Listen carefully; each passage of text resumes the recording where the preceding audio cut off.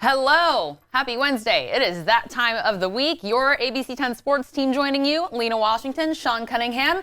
And we didn't think that we'd be talking much about the Kings after their season ended last week, but here we are with a lot of Kings talk, a lot of Kings news to discuss with you guys. It's been a busy week, so please give us your comments, your questions. A lot going on from the Luke Walton hire to the free agency period to the NBA playoffs. Anything you want to know, send us your questions now. We will get to them. Thank you for tuning in. As every Wednesday, we've been running this for the last, 8 weeks or so. Yeah, it's been fun, and who knew we went from it might have been our fault as to why the Kings didn't make the playoffs, because right when we started this, things kind of went downhill rather quickly. There were some other things that transpired, trade deadline, Yeah, but when we started the show, who would have thought that it would have been like, okay, they didn't make the playoffs, they have a new head coach, it's Luke Walton. I think we all figured that Luke Walton was going to get fired in L.A. Yes. A mutual parting of ways is what ended up happening. Right. And all of a sudden now, here he is, the head coach of the Sacramento Kings, and Dave Yeager's without a job. Yes, and it was like Luke Walton didn't even need to step outside the Lakers facility to have stepped into a new role here in Sacramento. We had his formal introduction on Monday. Of course, this was the story that you got broken on Saturday morning, even though we had talked on Friday, the last time we saw you guys, that Luke Walton was the front runner, the early name that we kept seeing, along with some others. But as we heard from General Manager Vlade Divac, there was really no other consideration except for Luke Walton. There were Plan B plans in place, but didn't have to resort to that. Yeah, and as far as it happened was Vlade literally had some contingency plans in terms of scheduling of interviews. Yes. But the only man he interviewed was that man right there, Luke Walton, wearing purple, a former Laker, so Kings fans are trying to slide into that a little bit. But and let's not forget that Vlade was also a Laker, and now he's one of the most beloved Kings, leading this franchise to hopefully the next golden era. Yeah, and I think where people give Vlade the pass, though, is he was a Laker before coming to the Kings, and he wasn't part of that, even though there's always been that.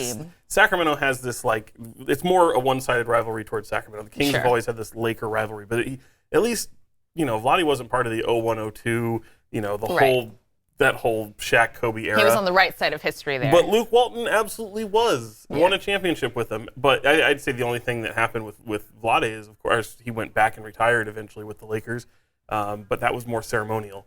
And guy who spent 9 of his 11 seasons with LA, and he got a chance to play with Vlade right before Vlade retired. Yep. So I think it's a good move. I mean, I keep going back and forth. The reason I say it's a good move is Vlade really got his guy. Yes. And say what you will, whether you thought that Dave Yeager should still be the head coach, which is probably more in line with I am. I think that if people have asked me, do I think this is the right move? I say, well, if you're asking me what I have done, I would have still had Dave Yeager as my head coach. I probably would have extended him. That being said, I understand. Oh, you would have extended him? Yes, okay. I would have. Well, I would have wanted to. I would have had that thing. But again, if there's that dynamic where you don't think he's best fit to move from one season to the next, then I understand the move, and you get the guy in there that you want. So say what people will about whether you think it's a better head coaching move, whether it's not. They extended Vlade.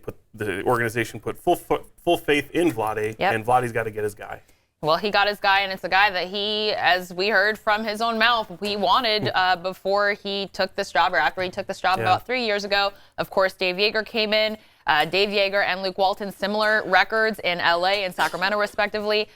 So we had a chance to hear from Luke Walton, grill him on his Lakers allegiance. Oh, boy. Could anybody beat the Warriors? It's not like anybody on this stage has made those assertions. Could anybody coach the Lakers or the Warriors? The Warriors, yes. Could anybody coach the Warriors? I'm sorry. But we got a chance to hear from Coach Luke Walton in about a 20-minute press conference on Monday. We have it up on our YouTube channel as well as the sports page in its entirety if you want to hear everything he had to say in his first official day as the head coach of the Sacramento Kings. But here's a little excerpt of what we heard on Monday from Luke Walton.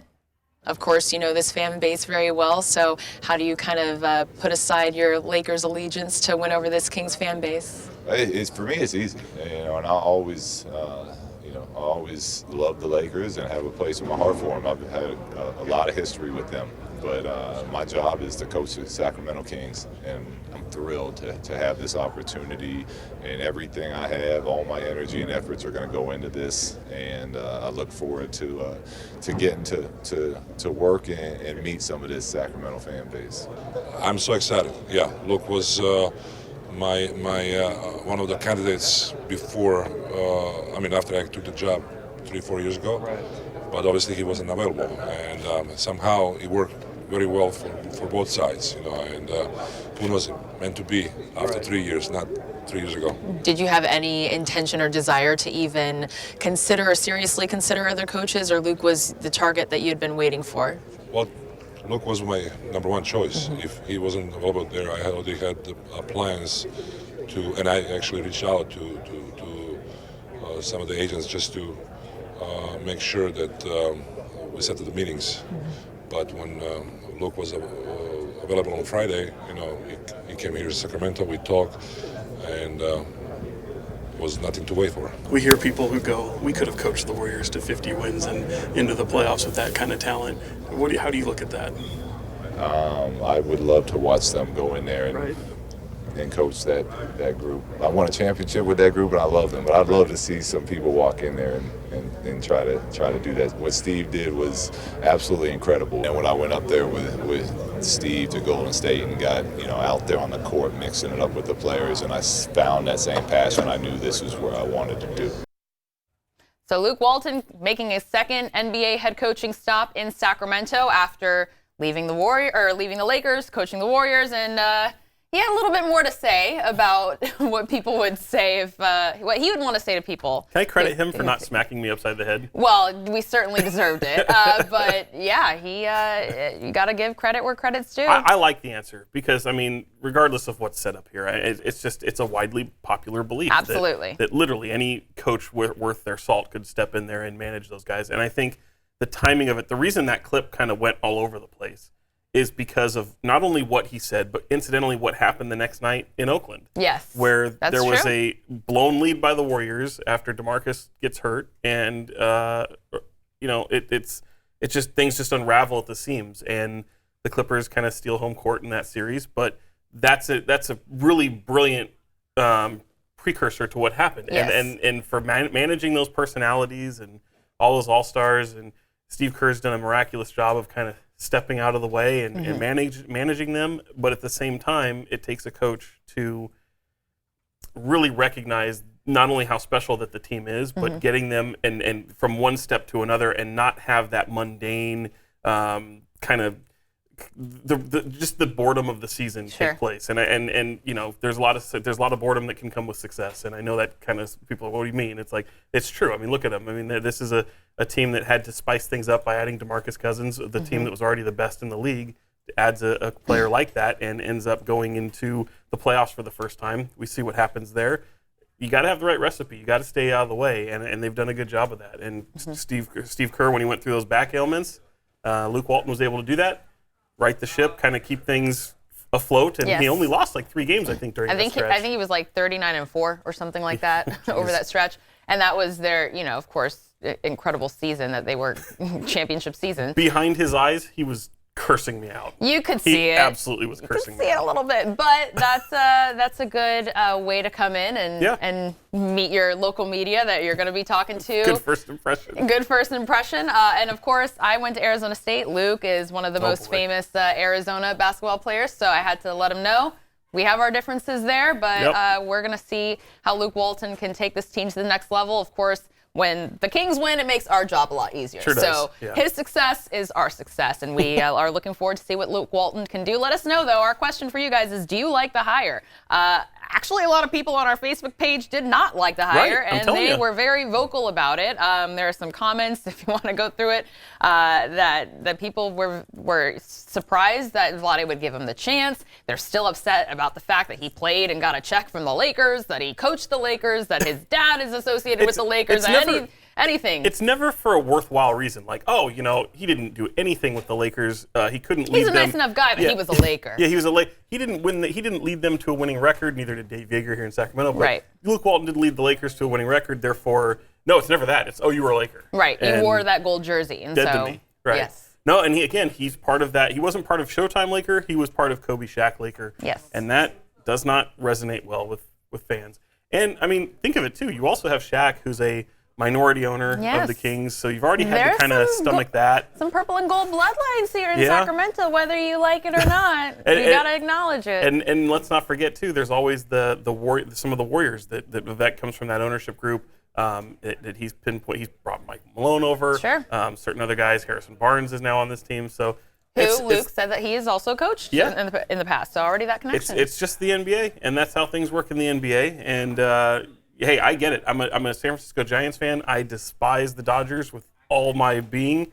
And then when you end up with a guy who's played with the Dodgers, it can hurt. But hey, you know what cures all that? Winning. Yes. And I think if the general manager gets the guy he really, really wanted, that's kind of the funny thing. Like back in 2016 when they started the coaching hire, Luke Walton was the pretty girl at the dance that wouldn't talk to you. Sure. I know what that's like. You don't know what that's like. Wow. So the pretty girl at the dance that wouldn't talk to you. But then, you know what? 3 years later, there's some baggage that comes along with that. But now the Kings are like the cute new girl at school, and everyone's kind of people are starting to take notice. All the Kings did was step their game up. It's like they took care of themselves a little bit. That Rachel Lee Cook walking down the stairs moment. That's what I liken the Kings vacancy I think of Can't Hardly Wait with Jennifer Love Hewitt. Sure. I'm a little older than you are. Same thing, but you get the cute girl who had the glasses on, and then you remove the glasses and she puts on a dress, and now she's I'm interested. Yeah. That's kind of like Luke and the Kings. Yeah. So. Okay. I would think so. When all of a sudden, Stephon Urkel, Steve Urkel situation. You stepped your game up, but maybe your game was a little bit past. Now you're no longer out kicking your coverage. Sure. Yeah. Okay. Well. But again, the apple of your eye, you still get that. You still get your coach. You still get your coach. That's important. You don't want to have this guy that you're not comfortable with, and look, they're going to go down together. So whether or not this works or does not work, it'll either succeed together or they'll go down together. And the Kings have seen the two things go wrong more times than go right. So absolutely, we'll see. Absolutely. Well, he's inheriting a phenomenal team, though. Yes, right? and he acknowledged that. We saw Harry Giles, Nemanja Bjelica, and a number of players actually stopping by the introductory news conference. They were photographed with Coach Walton, and they posted it to the Kings Twitter page. Right. But they're already getting to know their coach. They're excited to get to work, and the era, as we saw on the Golden One Center, and I don't even know the size, the dimensions, but there's Luke Walton's face. If you're walking by downtown, they put him on a building. There he is. He's on the building. He's there, and he is here for a new era. Probably just as long as Vladdy's going to be in. In the news conference, they do touch a lot about their relationship, how they go way back to their Lakers time together, and he said Vladdy was a great vet. Right. They have the same soul when it comes to basketball, their vision of a locker room, communication, and just the overall culture. So if that's reassurance for Kings fans, I would take it, especially with the culture that Dave Yeager kind of helped bring to Sacramento this season with the scores and Purple Talk and the just excitement of this year. I think that's a good spot for Luke Walton to be in. And he said he and his wife probably were looking towards a tropical vacation somewhere, drinking coladas and taking a long look at the beach away from the Hollywood sign. Yeah. But here you are, getting back to work. And he's got family in Davis. So I think he pointed that out as to not be like, well, I'm not a total SoCal guy. Well, a lot of people got upset because then he mentioned Taft, which is not NorCal. Like, I worked in Bakersfield for a while. I'm like, he's thinking about that Taft, right? There's not another Taft. He's thinking about like Kern County Taft, like closer to LA Taft. I don't even know where the hell that is. Well, and I've lived up here my whole life. They have a miniature Wrigley Field there. Do they? No, it's to scale in Taft. Bold. So, very bold. Yes. Shout out to Kern County, all my Kern County friends. But yeah, Luke Walton. He has deep roots to the California basketball culture here, of course, from the Bay Area to LA to now here in Sacramento and Davis. Of course, he has family, but people he became a household name, as we discovered, with the Warriors when he was an assistant under Steve Kerr, who you had a chance to talk to before Game 1 of their series against the Clippers on Saturday. And as you'd expect, he had high praise for his former assistant. Take a listen. Well, I'm happy for Luke. Sad for Dave Yeager. I think Dave has done a fantastic job there the last few years, and he really helped establish a great foundation that Luke's going to inherit. Luke's one of my best friends. He's an incredible basketball mind. He's a wonderful human being. And he's got the right temperament to not only coach a team, but to get along with management, to manage in every direction, and he's the guy you want to go to battle with. And so they're getting a great coach and a great man, and he'll bring a great staff with him. And that Kings team is really impressive and exciting, and I love their future, and I think they got the right coach for the job. I think Luke's best qualities, he's got a great blend of competitiveness and laid-back Southern California vibe, and it's a really good combination because you want to win, and your players need to see how much you want to win, but you can't be too emotional in this job and too up and down, and Luke will always keep an even keel. So he'll do a great job there. There you go. Steve Kerr, after his Game 1 win in Oakland, had some nice things to say about the guy he says is one of his best friends, a guy who's been under his tutelage in Oakland and now making his way to Sacramento. Yeah, there's obviously a lot of, he just mentioned it's his good friend, both Arizona alums. Being down there that day, there's nobody there who was saying, you could have done better. Sure. You didn't encounter anybody who was saying, I don't know why they acted so quickly. Everyone was like, no, you're lucky to have him. This is going to be a tremendous fit. Even national media folks. All the national media are really, they still look at Sacramento as a little bit of a laughingstock. Sure. Despite some of the upward swings that they've had this year. And even them, they were saying, guys like Michael Wilbon, guys like Mark Spears, they're all looking at this is a fantastic hire for the Kings. Everyone's telling you, you're going to like him. You're going to really like him. Everyone's great. The personality is what everyone really just hones in on. It's like, okay, well, that's great. Can he coach? Yes, and now we'll find out if he can coach because he doesn't have the drama that came with the bright lights of LA, the Lakers franchise, and then LeBron coming in and doing whatever he does as LeBron James. Let's be honest. When that happened, the first person we thought of when LeBron went to LA, we both said, we're like, Luke's doomed. Yep. Luke Walton is doomed. Good luck. And incidentally, look at who they're going after now. You got guys like Ty Lue in the mix. There's Michael Anthony Adams making a cameo appearance. If you want to learn about what is winning Afghanistan, tune in. Great work from Michael Anthony Adams.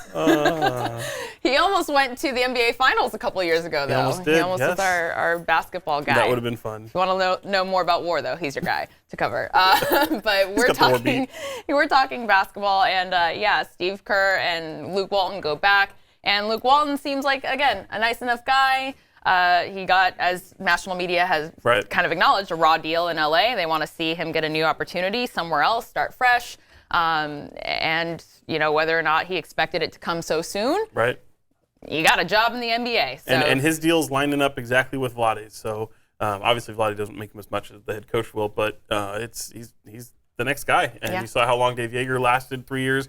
Luke had 3 years in LA before. So it's not like, unless something goes horribly wrong, he's not going anywhere. You've got some consistency. He's inherited a really good team. Hopefully there's some patience with on the organization's part because I think expectations come next year. You go from 39 wins this year under Yeager, and now there's expectations. Luke didn't have that before. Luke had the expectations this year when they got LeBron to be not only a playoff team, but a championship contending team. Absolutely. That's obviously it won't be as much pressure, but the pressure's still going to be, the expectation's going to be there to make playoffs. Well, and they also have the same mentality, though, right? He's not coming in thinking he's going to kind of baby step this team into the walk, crawl, run situation. It's like, no, we're at a nice little jog here, and we've got that finish line right there. We need to sprint to the end, and instead the Kings kind of stumbled towards the end. But we'll see if Luke Walton, who had the Lakers in playoff contention up until LeBron's injury, and then we saw them peter off towards the end of the season, but it's pretty much, the storylines are pretty parallel with the way that Luke's kind of developed, the way that he wants to play, the way that Vlade has envisioned this team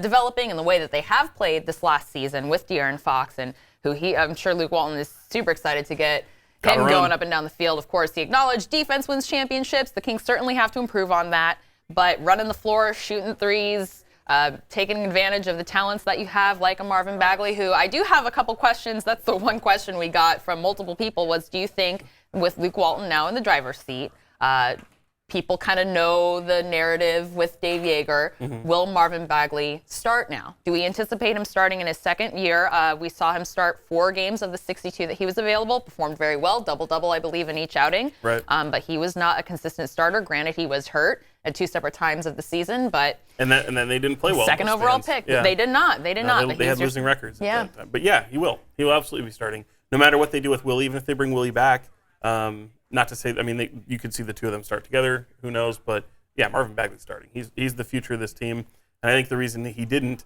was because they had an opportunity to play him more minutes, and he just meshed better with that second unit. Sure. Obviously, with guys like Harry Giles and Bogey. So.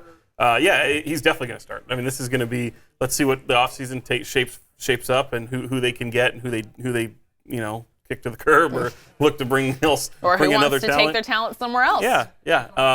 Couple options, couple free agents. Yeah, and there's guys I think people already are circling, and of course they are as well. And I think a lot of people already know that they've recognized what they need. They need more rebounding. They need a bona fide 3, depending on what happens with Harrison Barnes. And they probably need a really solid backup point guard. And if you're watching that Warriors-Clippers series, boy, Pat Beverly looks good. He would be a guy that I would circle. But obviously, if you're the Clippers, you don't want to lose that toughness. So that'll be a fun problem for them. That will be a fun problem. Continue to let us know how you feel about the Luke Walton hire, who you would like to see the Kings court during free agency, which again is coming up in July. Luke Walton acknowledged that he will not be coaching Summer League, whether that includes the California Classic on July 1st or just Summer League in Las Vegas a week after that. We'll see. Probably for all its entirety. He will not be doing it. That was something that Dave Yeager did, and I think that's why I think a lot of people are like, oh, maybe Luke will want to do the same thing. Luke won't. He's going to let his assistants, whoever they may be, still rounding out his staff. That probably won't start to take shape for another couple weeks, but he's literally going to let his assistant do it, and that's just the right move to do. You're never going to see Greg Popovich do a summer league, but it's good for the head coach to sit back and say, this is what we have. He'll sit back, take notes. He'll be very much engaged with the process of summer league, running practices, but he'll let his lead assistant take over, and they'll meet as a staff. But that's Dave Yeager. That was kind of an anomaly to see him jump in and say, I'm going to coach summer league for the first few games. And I think he just couldn't help himself. Like, he just wanted to get going. Luke will take a little bit more tempered approach to that, I think, and just let his assistants do it and get with Lottie in the front office and really make a lot of sound decisions regarding not only this team, but even the G League team, because that can be a funnel system for the NBA, and certainly you've seen that happen over the past few years, who ends up being a two-way player, who's somebody that you really like and want to keep within the organization and possibly plug into the training camp role and get a training camp invite.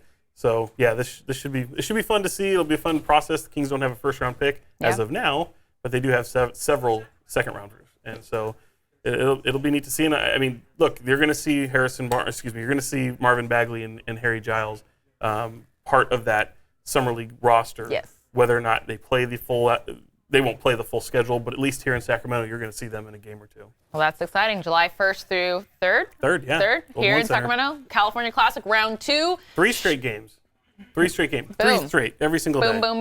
Get you out before the holiday, 4th of July holiday, get you out to Vegas, and get you a little taste of what this Luke Walton-led Kings team is going to look like before the season hits in a couple months after that. Can't wait. Can't wait. So, continue to give us your questions, comments, free agent suggestions. We're going to turn our attention now to the NBA playoffs, which, of course, the Kings have been absent from for the last 13 years. So let's see if they can change that next season. But as we mentioned, the Warriors and the Clippers series already getting super spicy, and some unfortunate news to share with you guys, of course, with DeMarcus Cousins' injury, as we mentioned. He suffered a torn quad, as an MRI revealed yesterday, but it's being reported today that they are not expecting him to return to the postseason. He's expected to do a couple months of rehab. Of course, this is 15 months after he tore his Achilles. He's making his first preseason or postseason appearance. He gets hurt in his second postseason game after fouling out in his first one, and now this. I mean, you just have to feel for this guy, and Sacramento, of course, is a place that he still holds dear to his heart. A lot of viewers, even though he's a Warrior now, I'm sure you still have some kind of soft spot for DeMarcus's journey and the way that things shook out. Of course, it was not his choice to leave Sacramento. I think people forget that. Right. So he's now with the Warriors and now going to be out of the postseason. Yeah, and they're some of them have left. Some people are saying, "Oh, it's possible to leave the door open and see if he can come back." He's not coming back. Right. He's not. I mean, not only will he not make it back, this quad injury, you can't even if it's healthy and it heals itself. But the good news was that he's not going to have surgery. Yes. That it shouldn't require surgery, but still the grueling rehab of this injury. Let's just say you get to, at best case, the Western Conference Finals, and the Warriors are still in it, which I think most people would say that they will be. Yeah. Are you going to plug in a guy that just missed so much action coming off a quad? Well, we did see that with Steph last year. He was out of the lineup for a while, and then he was different put injury back though. in. Sure. Different injury, and again, no offense to Boogie, but Steph's not 270 pounds, so it's hard. I mean, I just don't see how that works. Luckily, the Warriors, say what you will, they're pretty well positioned for themselves. Absolutely. They're going to be just fine. in terms of what they have. They brought Andrew Bogut back. Kevin Looney is a solid backup. So they've got guys to fill the position. Obviously, neither one of them are DeMarcus Cousins and his abilities. Yeah. It's a really unfortunate, tough blow for that guy. Yeah. I really feel for him. Especially because, look, I think no one's saying, I mean, it's not like even if he had remained healthy, look, he's not going to be back with the Warriors next year. They're just not going to have. You don't think so? No. They're not going to have the room? No. And the plus, money? because the Warriors took a chance on him. Yes. And he's like, all right, $5 million deal. He can get a $5 million deal elsewhere. Sure. He can get probably more than that on a short term if you go 2 years, probably a $25, $30 million deal. I don't see him being with the Warriors. They've got too much to make up. They got KD, they got Draymond, they got Clay. That's going to be tough. So I think what really hurts is the fact that he's got another significant injury in another offseason where he really needed this offseason to build off of. It's like you just Murphy's Law, everything that can and will happen. It just keeps happening for him over these last 3 years, I guess. Look at guys who've suffered this injury. Now, granted, some of these guys needed surgery, but Charles Barkley, Victor Oladipo recently, Tony Parker's had this injury. So, it's tough. It's really tough. Get him in the offseason. Who knows what happens by training camp next year. Again, the fortunate news is that it doesn't have to require surgery, but this obviously is a huge, this will really hurt his free agency. If you had a team that was even like, oh, you know what, Boogie showed that he can be maybe 75% of that player, that all-star caliber player that we've seen in the past, then you're like, okay, teams will start to, okay, we can do this. We can do a short-term deal. Now that he's blown his quad, it's just another earmark on there. You're like, oh, do we do this? Do we go in another direction? Brutal. Some team will take a flyer. Teams with money will take a flyer. Yeah. I think even the Kings might look at him. That's not the first time I've heard that. Yeah. So if you feel a certain way about that, let us know in the comments. But I know that I acknowledged his documentary on Showtime. If you haven't seen it, The Resurgence, if you can afford Showtime, borrow some vlogging, watch it. It's great. Bootleg your neighbor. But just hearing his own words and telling his story, why he feels and acts the way he does, why he goes back home to Mobile, the way that everything happened here in Sacramento, the journey of rehabbing and doing the same thing every day, day in and day out, just so you can get to doing what you basically considered like breathing to you for 20 years of your life. It's pretty remarkable to see the work ethic and just see that kind of vulnerable side of him. And people will say what they want about how he talked to certain media members or acted on the court, but at the end of the day, I think everybody will say off the court, he was in the community, he's a good guy, he's loyal, and he has a good heart. And you see that, and just to see that everything's happened the way it has with him is just so tough to watch. And even if you hate the guy, let's just say you hate the guy. You went from, in a year span, you went from being a supermax, a guy who was in the discussion for a supermax contract, to $5 million. And then making his postseason debut with the Pelicans last year as well. And then that happens. Yeah, leading that first team, all that. Yeah, leading that team and probably on his way to a first-team NBA, All-NBA. Yeah, that's a great point. And then you're in the offseason where nobody wants you, but it's also because of an Achilles injury. Right. And now he's in an offseason where I think more teams will probably want him, but you're going in as a hobbled player. Again. Now off of an Achilles, now suffering a quad injury. Yep. What does that look like in October? What does that even look like in July when these teams have to make that? You got to get if the doctors are saying that he can overcome it, then that's encouraging. That's the good Absolutely. news. And then you shouldn't have that linger in the back of your head saying, can he get over this? I mean, look at the Achilles injuries now. It used to be a death nail for players. Sure. Rudy Gay, Wes Matthews, those guys have all come back pretty well and shown that they can still play at a high level. Absolutely. You haven't really seen a guy lately that has gone down with an Achilles where he's just done. So right. It's encouraging. Unless Kobe. But different, yeah. How old? That's a lot of wear and tear on that guy. You're right. But as we saw, the Warriors have DeMarcus go down. They have a 31-point lead. They're cruising to a Game 2 victory.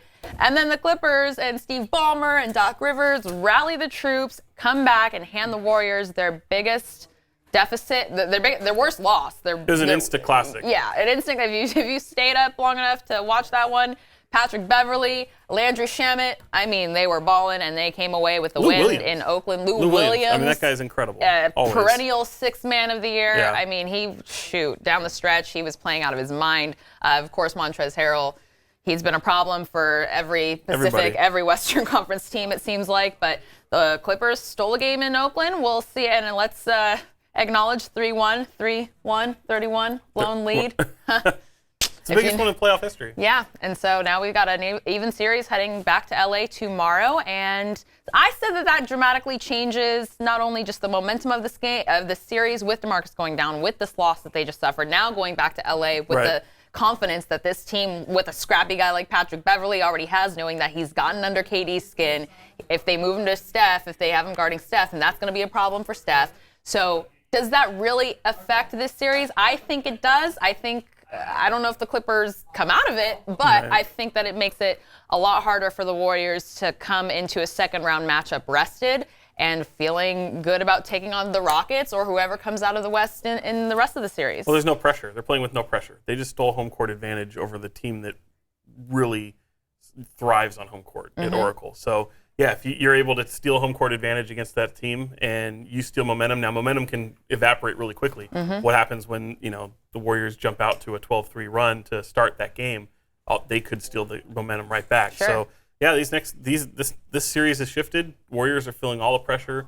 Clippers are feeling themselves and feeling no pressure at all. So they're in a spot where, and that's kind of how they've been all year. I mean, they've been in a spot where people thought, oh, you traded Tobias Harris and you're starting a rebuild. You're about to start tanking, and they're like, nah. We're good. Yeah, and then you're battling really for the third. I mean, up to the third seed at one point. So, I mean, the Clippers have been one of the feel-good stories of the year. Unless you're a Kings fan, of course. Most people have Doc Rivers slated as Coach of the Year, and probably rightfully so. What he's been able to do with this team that doesn't really have an all-star caliber player is just incredible. And this is what we talk about when the trade deadline comes up and it says you can't put a price on chemistry, and they've got it. They became better, and this is what sucks, because if you're a Kings fan and who's targeted Tobias Harris as a guy you'd really like in the offseason, what does that say? The team that you had in LA got better by trading their best player. So. That is a fact. But yeah, that series in the Western Conference is shaping up to be a good one. So I'm putting you in a spot. So do you think the Clippers will win the series now or no? No, I think it'll go to like 7. No way, really? Yeah, wow. Maybe. No. I mean, I think it's not. It's obviously not going to be a sweep. I think if you asked somebody at the beginning of the fourth quarter on Tuesday if it was going to be a sweep, they would say yes, for sure. Yeah, they didn't think this was even going to go 5. But I think it makes it more interesting. Yeah. I think everything that transpired on Tuesday makes this whole series a little bit more interesting. You put them on their heels, yeah. And the backstory of this series 5 years ago in 2014, that got really scrappy, really exciting, and we'll see if it has that same energy as it continues. That Game 3 is coming up on Thursday, along with 76ers Nets. That series is even at 1-1.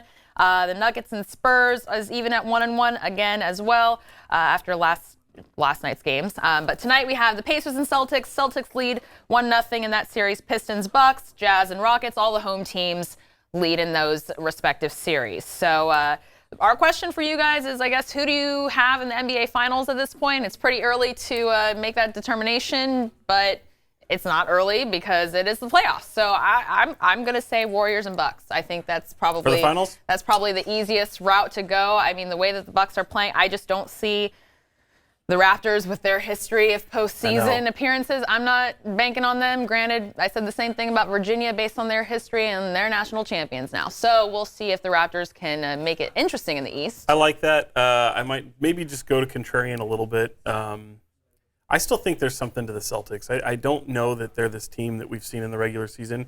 Let's be honest, they weren't really that bad. No. I mean, I think people who cover them every day might disagree with me, and certainly would be. But from afar, and you look at their record, and you look at the way they played, I don't think that anyone's looking at them. I still look at them and go, you know what, that's fine. They're fine. And I also think that, so if I had to pick someone, because I don't think Philly's quite ready. Toronto, I'm with you. I don't think that Toronto pushes that envelope and can get past some of their. Even with Kawhi. Yeah, even get past some of those things, although they've been playing. If it did, it really wouldn't surprise me. But I'll go with Boston. I think it's Golden State and Boston in the finals. Do you think that the Rockets give? Who do you think is in the West with Golden State? I think the Rockets give the Warriors the toughest matchup that they'll see, and a little bit of Portland actually, but I don't know how that'll shape out. But they're dealing with a bunch of injuries, shorthanded with once you lost Nurkic down Nurkic, as well. I mean, they're done. They're going to be done. They've risen to the occasion. They've been able to put together a couple interesting games. OKC is Russell Westbrook's really struggling. So no, I think that I think we're destined for a Houston Golden State matchup in the Western Conference Finals. I can't wait to see that. I cannot wait to see that. Which is so interesting because who'd have thunk that we'd be looking at the East as the most intriguing kind of what's going to happen, who's it going to be. Well, I think a lot of people, LeBron's not there, and they look at Philly, they're like, oh, Philly's got to be that team. I don't know. I don't think they're ready for prime time. He's not 100%, and the way that we saw postseason Ben Simmons was not the business last year. But we'll see if they can make things spicy in the East. But we are going to have an Eastern Conference Game 3 for you guys on Friday right here on ABC 10. Tip-off is at 5:30. We'll begin programming pregame stuff at 5, and then we'll have me on your TV screens right after the game. It is Celtics and Pacers Game 3, and so we'll see if they can make that series either 2-0 Celtics going back to Indiana, or if it's going to be even on Friday. But either way, we've already got some storylines shaping up here in the NBA playoffs, less than a week in. And even though the Kings aren't in the playoffs, it's been an exciting week here in Sacramento. Yeah, it has. And Luke Walton to start building his staff, get that little bit closer to free agency and the draft preparations. It'll probably be pretty quiet around Sacramento for the next few weeks up until draft workouts start, and we'll see how that all takes shape. I don't think that the staff that he had in LA will join him up in Sacramento. You might see one guy, maybe two. I think one guy to keep your eye on is JB Bickerstaff, who was let go in Memphis. Certainly a guy who's thought of with NBA coaching pedigree, a head coach. His father, phenomenal. But I think JB might be part of his staff. Awesome. We do also have, we mentioned Boogie Cousins. I want you guys to listen to what he had to say after his first postseason game. Honestly, who knows when we're going to hear from Boogie after a postseason game at this point. Took him 9 years to get here. He was not happy. He was not happy. He got 9 points, 9 rebounds, 21 minutes, fouled out late in the fourth quarter. And they won decisively. They did, but if you are not pleased with your own performance, that's right. You take it to heart. And of course, Boogie is a sensitive guy, so he holds himself to a high standard, I'm sure. He wanted to do his thing on a bigger scale, I'm sure. But yeah, let's hear from DeMarcus Cousins after the Game 1 win in Oakland before he got hurt in Game 2 on his postseason debut with the Warriors. How's it feel to be 1-0 lifetime in the playoffs? Feels good, man. Good to finally be in that atmosphere. Experience for the first time. Had a lot of fun. Did it feel different than you expected, or? It's a lot more intense. Did you want it to feel at all any different, DeMarcus? Did you want this to feel special at all?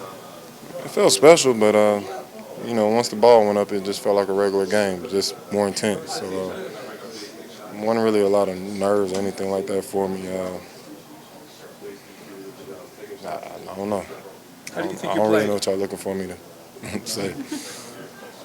Considering just everything you've been through to actually be here at this point, first playoff game, just what does that feel like? Like I said, it was fun. I enjoyed it.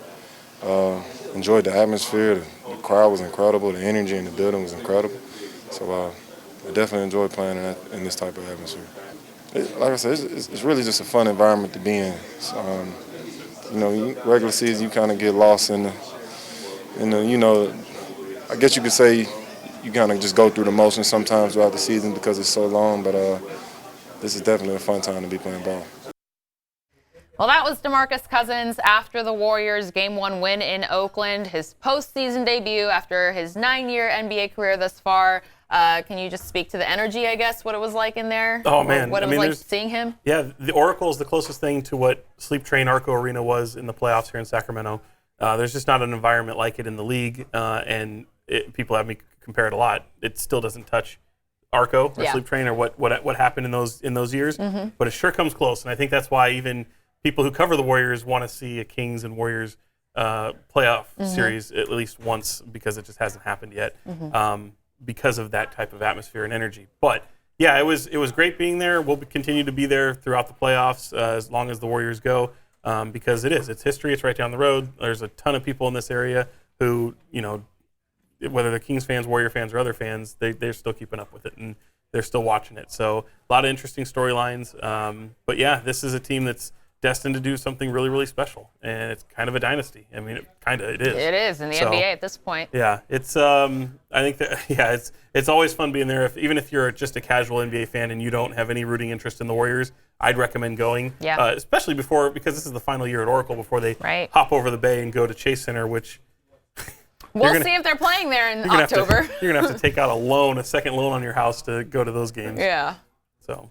Well, we will certainly keep you guys updated on the latest with the Warriors, and as long as they're in the playoffs, we'll be here every Wednesday at 3 o'clock to talk about whatever's happening with the Kings, the NBA playoffs, which of course you can catch right here on ABC 10, Celtics and Pacers, Friday at 5:30. Sean Cunningham on Twitter, L Washington TV on Twitter. Give us your comments, questions, tweets, everything. Send us pictures of your dogs, your bunnies, all that good stuff, and we'll see you back here next Wednesday. Have a good one. See ya.